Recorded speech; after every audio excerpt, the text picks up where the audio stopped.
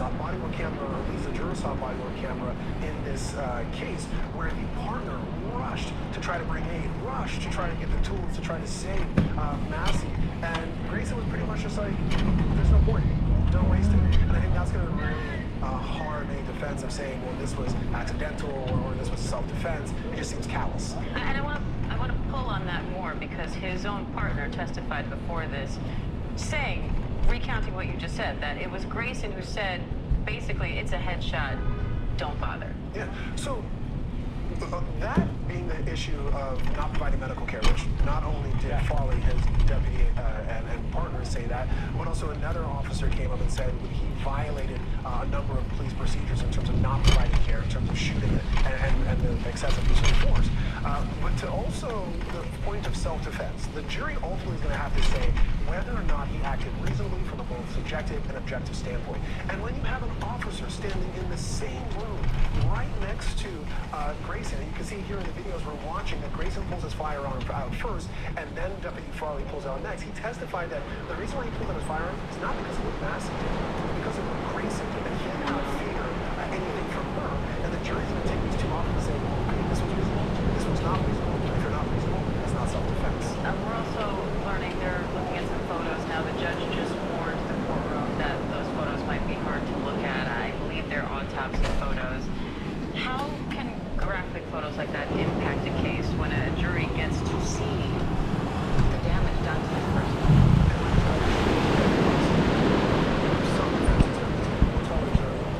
Don't bring compassion, don't bring sympathy into this case. Just look at the facts. We're humans. And we've been reading these cases.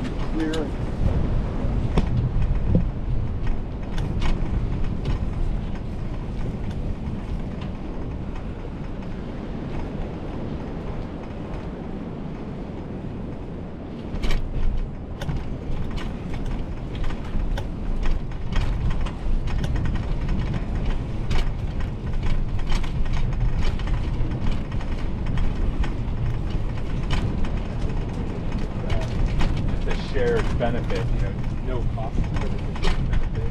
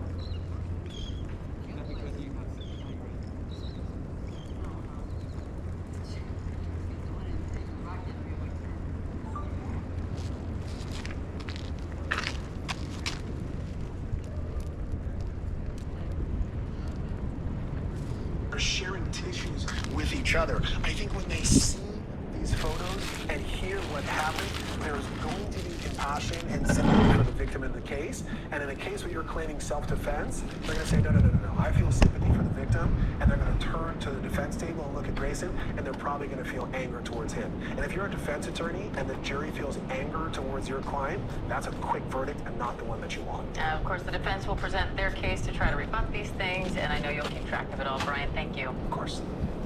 I'm Diane Macedo. The news never stops, and neither do we. We have a lot more news right after the break. Stay with us. I love you to the moon.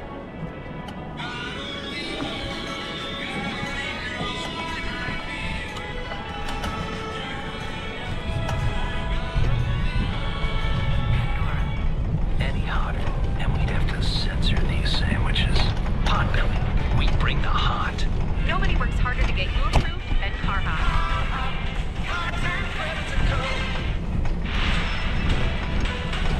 Go streaming, ABC News Live. We're watching America's #1 streaming news live. Breaking exclusive social streaming with ABC News Live. Welcome back to ABC News Live. First, you're looking at the White House on this Thursday, where the entire East Wing is being demolished. The renovations are to make room for President Trump's $300 million ballroom. But critics say Trump is tearing down history, and now the project is facing pushback from both Democrats and Republicans. ABC's Perry Russum has the latest. Sources tell ABC News the entire East Wing of the White House could be demolished by this weekend, making room for President Trump's 90,000 square foot ballroom. The demolition of the East Wing, which has stood for more than 120 years, shocking many on Capitol Hill, because just months ago, President Trump said this. It won't interfere with the current building. It'll be near it, but not touching it. Trump yesterday changing his tune. In order to do it properly, we had to take down the existing structure. Trump now raising the cost, saying the ballroom will cost $300 million. I think there'll be nothing like it. Trump says the project is being funded entirely by private donors. The White House reportedly securing millions from Lockheed Martin and Google. Microsoft, Apple, and Meta also reportedly listed as potential donors. Congressman Jamie Raskin calling it a gaudy Marie Antoinette ballroom for the billionaires and CEOs. Hillary Clinton saying it's not his house, it's your house, and he's destroying it. The White House dismissing critics as unhinged leftists clutching their pearls. President Trump's going to add the greatest improvement to the White House in the history of the building. Supporters say the complex needs to be modernized, but a preservation group questions the scale, saying the ballroom will dwarf the White House residence, disrupting its classical design. One historian claims it's not what the founding fathers envisioned. The construction of the ballroom takes us toward a presidential palace and a palatial complex for entertainment. It runs counter to their vision of the executive mansion as being the people's house. Perry Russum, thank you. And ABC's contributor and presidential historian Mark Updegrove is here for more on that. Hi, Mark. Nice to have you here in person for once. Yeah. So, presidents have put their own touches on the White House many times before, right? FDR added a swimming pool. Richard Nixon later converted that into the press briefing room. Nixon also added a bowling alley in the basement. Gerald Ford built an outdoor swimming pool that was privately funded. What makes this different? Nothing to this scale. The footprint of the White House is 55,000 square feet. This is 90,000 square feet. And as was mentioned in the study, it has the potential to overwhelm the entire White House complex, including the executive mansion itself, the White House itself, which is really the symbol of American power. The East Wing has been home to the First Lady's office for decades. What kind of history does that hold? Amazing history. The White House established an office for First Ladies with Lady Bird Johnson 60 years ago. So every First Lady from Lady Bird Johnson forward has used the East Wing as her suite of offices. So it is for First Ladies what the West Wing is for the President. And now that history is gone. So for historians and Americans who love their history, this is a big blow. The White House calls a backlash to this manufactured outrage. You heard the House Speaker there saying that this will be the greatest improvement in the history of the building. What's your response to that? Well, I don't see the American people clamoring for a ballroom in the White House. I mean, Donald Trump got elected to fix the economy. We still see the inflation ticking up. We see It's around 3%. We see unemployment around a little over 4%. I think that's what Americans wanted from Donald Trump, not to build a ballroom, Diane. Playing devil's advocate, every building holds history, right? If you are renovating your home, that home holds history. Somebody grew up there and so on. So is that enough to say we shouldn't do this? In my opinion, yes. I mean, certainly it should have been reviewed beyond Donald Trump making a unilateral decision to demolish it. There are preservation boards in place to talk about these kinds of things, and I think they apply to the White House more than any structure in America. It's a hallowed place for American history. There's no more historical place than the White House. The White House Historical Association says it created a historical record through photography, through digital scanning. White House official tells ABC News that all the historical components have been preserved.